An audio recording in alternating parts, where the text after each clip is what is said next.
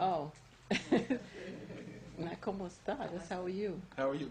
You know, so he wanted to go around the Spanish people because the Spanish people wasn't going to do him like them Africans. And the Africans, Zulu get on him, boy, chop his head off and have him sit up and make a god out of him.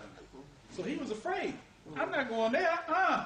I'm going to get on the ship. I'm going to go to Tarshish. Right? Now, so Paul didn't go to Africa. The sons of Japheth, the Gentiles are the sons of Japheth, Europeans. Now let's take a closer look. It says here that the sons of Japheth Noah had 7 sons. Now this is actually, there's a handout here. How many of you ever heard the works of Josephus? Okay. Josephus breaks down the sons of Noah. And it's in the handout here. Did you get a handout? This handout, the very last page, is a page that's, it's moving on me. It's a page that's,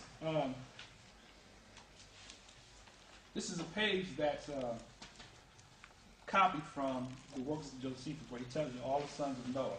So you can take that home and do a little further study with that once we get finished with the presentation. So most of the stuff that you want to know is right there in that handout, okay?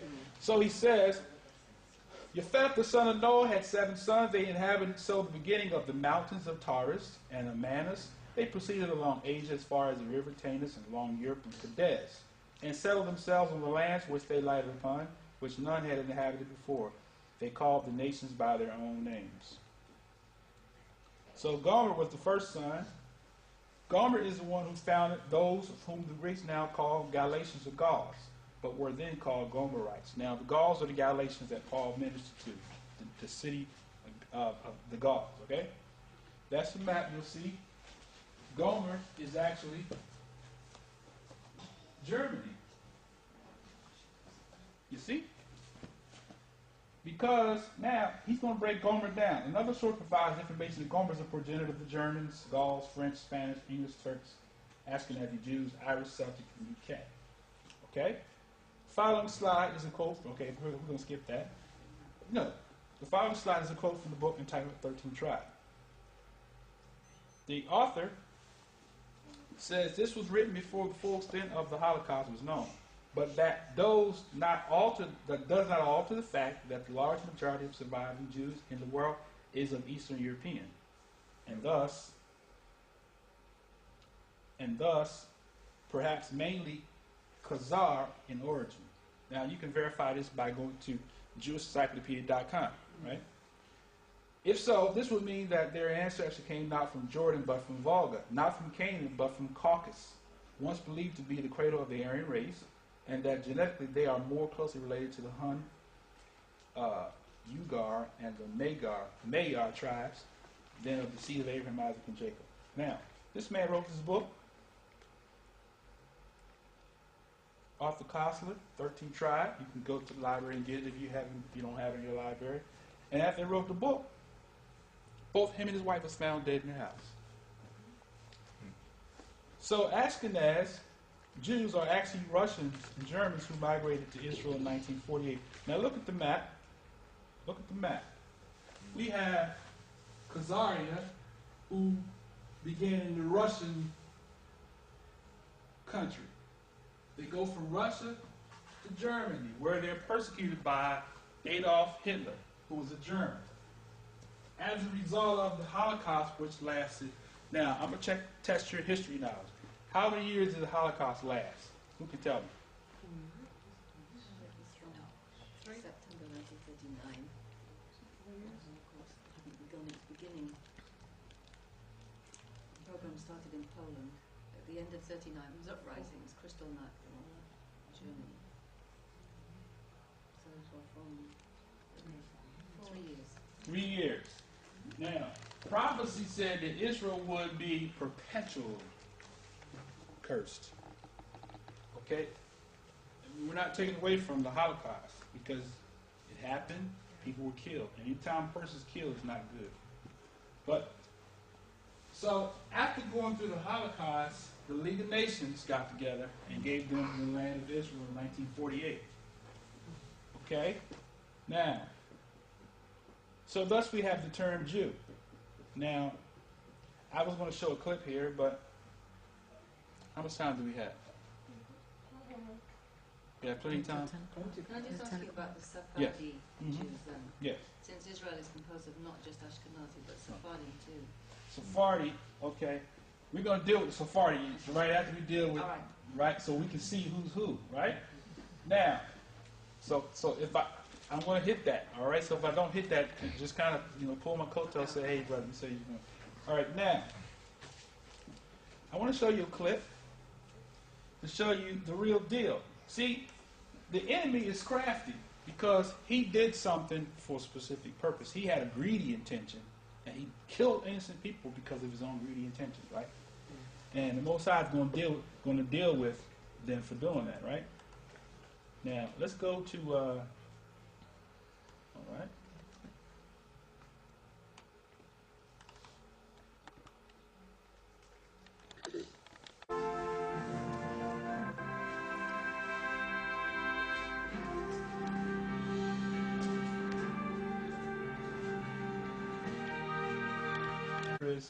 In the Middle East, because this is like an hour documentary, so I don't have time to show the whole thing. But the powers that be, we just saw the clip. It's all about oil. They discovered oil in 1909 in the territory called Masjid Iran. We had the thing was called, you all heard of Standard Oil, and the British Petroleum, and what's the other one? Shell. They're all connected. So what did they do? Because they wanted to capitalize off of the oil, and so they persecuted a people to place them in the land so they could protect the interests of oil. And that's what it's all about. And that's the reason why we had what's called the Israeli-Arab conflict, because they understand. Now, most of us as children don't understand what this whole thing is about.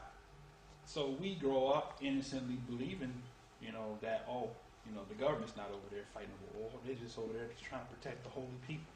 No, they're over there trying to protect their interests, which is the oil.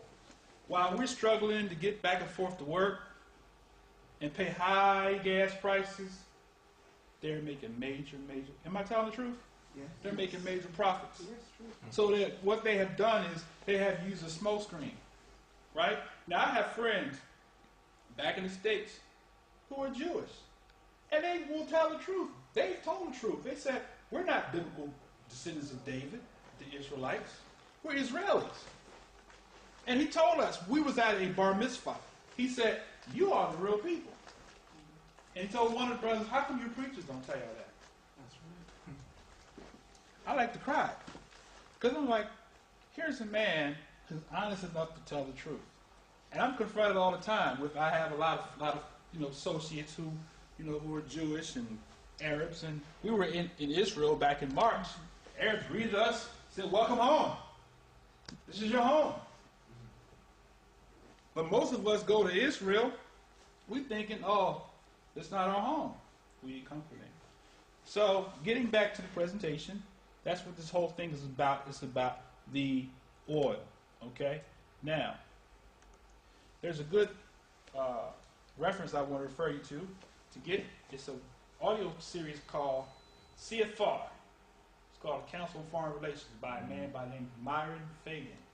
And he breaks down and tells you the whole scheme of why they're doing what they're doing within the economic system.